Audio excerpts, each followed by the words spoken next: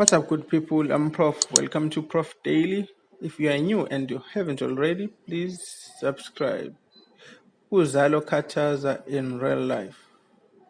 His real name is Sibonile Ngubane. Please also follow him on Instagram at Sibonile4.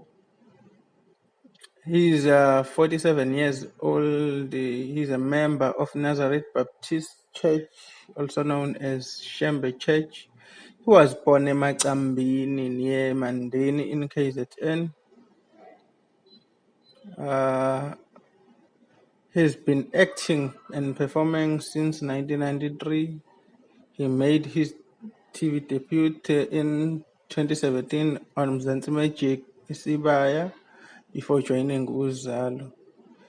He has worked with Mbongeni Ngema on Sarafil, Lion of the East, and Bambata, 1906. He also trained with Rengo Madlingozi as a backing vocalist and percussionist. He seems nothing like the role that he plays as a Khathaza on Uzalo. He looks cool according to his profile on Instagram and his post. Yeah, please go to Instagram, follow him. Thank you for watching. Until next time, bye.